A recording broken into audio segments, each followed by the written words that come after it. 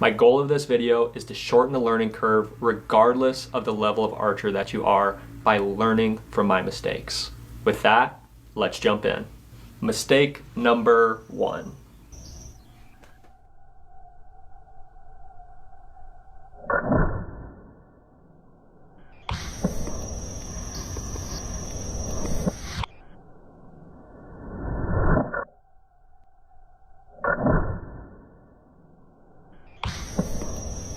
This is perhaps one of the biggest factors in accuracy as an archer and bow hunter, but it is also one of the most difficult things to learn. When we are all initially taught how to shoot a bow, we are told to simply put the pins in the middle of the target and pull the trigger. Simple as that, right? Wrong. It seems to make sense, but by practicing only that, we are leading ourselves down a path of anxiety, holding low or off target, and what many refer to as target panic. This is because our body is bracing for impact from the explosion that it feels from our release breaking as our tense muscles relax as the bow goes off. By triggering our shot when only the pin is in the middle, we are training our body to feel this explosion anytime our pin is towards the middle. This causes flinching, this causes holding off target, and this causes even worse execution than what we had before.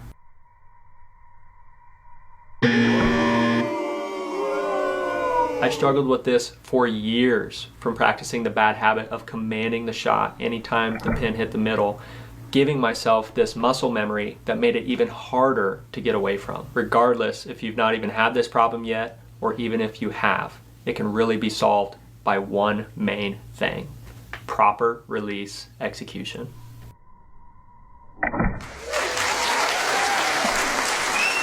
So what is proper release execution, and how do you know you're doing it right? Well, from my own personal experience, along with many professional archers and bow hunters that are out there, it really comes down to one thing: a surprise release. Many will argue, as a bow hunter, I don't want a surprise release. I want to be in exact control of when I fire my bow. My argument is that if you're doing it correctly, you are in control of when it fires. You just don't know the exact millisecond of when it's going to go off. So how does this work? Well, by training yourself to hold the pin in the middle and execute the surprise shot, the pin is always in the middle, and your body is learning to not anticipate the explosion of the shot because it doesn't know exactly when it's going to happen. With each shot, you are training yourself to gain confidence, hold your pin in the middle, and execute a perfect shot by achieving the surprise release. With all of this said, it is much easier said than done, especially if you have a history of commanding the shot much like I did. All it takes is a willingness to learn, proper instruction, dedication, and discipline. One video would simply not be enough to share all this information needed to help overcome target panic, but we plan to create a course in the future to help you with this. With that said, I will give you the right information to get you on the right path to fix this common problem that every archer faces at some point in their shooting career. From my personal experience, this next part is key. Regardless of the style of release you use, once you've got your pins on target and your aim is complete, the only conscious thing you need to focus on is the movement that causes your release to fire. For a wrist strap, that is pressure pulling straight back on the trigger. For a thumb button, that is pressure building straight back on the trigger. For a hinge, it is only rotation that will cause it to fire. For a resistance release, it is only the physical pressure building against the release handle that will cause it to fire. This can't be a quick movement. It has to be controlled, yet at a continuous speed. You have to be able to feel the movement or feel the pressure building continuously until it fires. For a simple way to achieve this, hang a big target close, like a paper plate or just a big target in general. And when I say close, I mean 5 feet close. Put your entire sight on the target up close, and once that aim is complete, your only job is to focus on the movement that causes your specific release to fire. that is the only conscious thing you are thinking about. You have to be able to feel the slow and steady increase in pressure in order to give your body feedback to know that you are executing. When you can feel it, it gives you that feedback to know you are executing the release, and it helps you stay in that conscious focus to keep building that pressure until your release fires. Using words in my head like pull, pull, pull keep me in that conscious focus of executing regardless of the situation. And visually, if I imagine seeing myself building pressure as I pull against that trigger and build pressure against that release, it also helps me stay in the moment of executing. I said I wouldn't go too in depth with this, so if you would like to learn more, please let me know by commenting below, and I would be happy to share more information. If you master release execution, you are well on your way to achieving your maximum potential as an archer and bow hunter. Mistake number 2. I see this over and over with some very experienced archers and bow hunters, and embarrassingly enough, this took me years to even figure it out for myself. Once you do figure this out, you will almost instantly see more accuracy in your shooting because more arrows will be hitting the middle.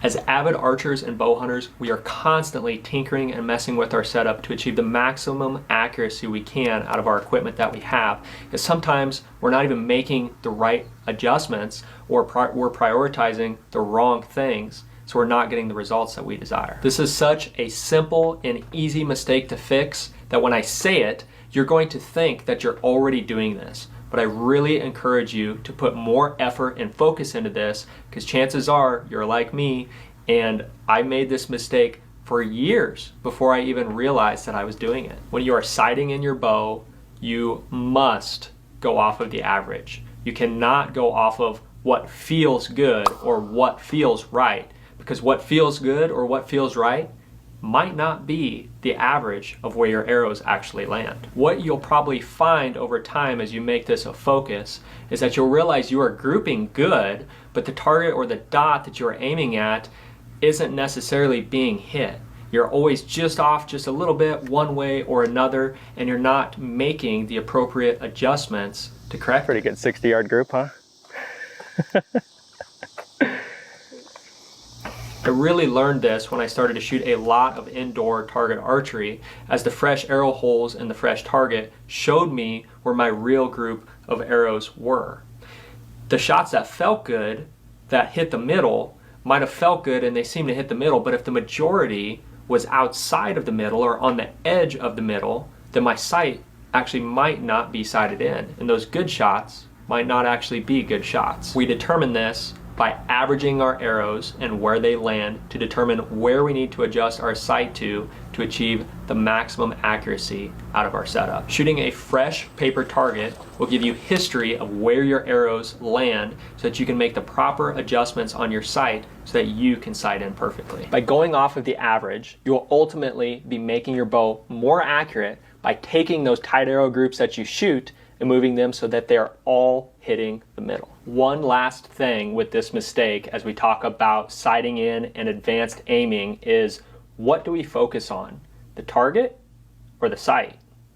It is commonly taught in the military while shooting a handgun that you focus on your front sight.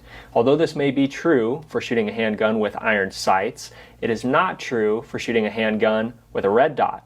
Just like it's not true for shooting a bow. I'm not saying that everyone has to do this because everybody is different, but try focusing on the target and allowing your pin and sight to slightly become blurry. This will tie back into our first mistake that we covered with release execution, as when we are focused on the target, we are less focused on actually aiming and trying to hold the pin on the middle, allowing us to have more conscious focus in our release execution. Even if you're a top-level archer like Levi Morgan or Jesse Broadwater, your pin is always going to move. You have to be able to let it float. I promise you won't be able to hold it any steadier by forcing the pin on the target. On to the third biggest mistake. As passionate archers and bow hunters, we get so in-depth and meticulous to make sure that our setup is perfect by adjusting releases, trying different fletching combinations, different arrow setups, just to make sure everything is perfect.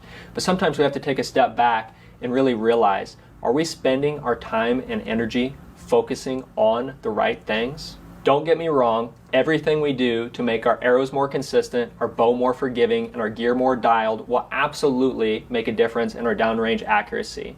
But sometimes we just have to take a step back and realize if we don't have good form, we don't have good execution, and we don't have as much time behind our bow, none of that stuff is ever really going to matter.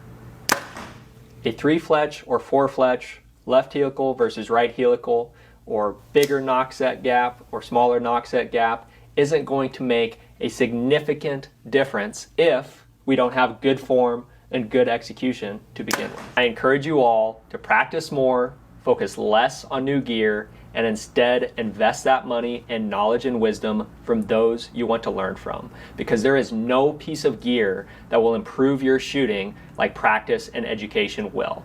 And that is the biggest lesson of them all. Please help others by sharing your own mistakes in the comments below so that we can all continue to improve as archers and bow hunters. If you found this information useful and you want more resources to help, please visit the link in our description below. Thank you all for watching, and we will see you on the next one.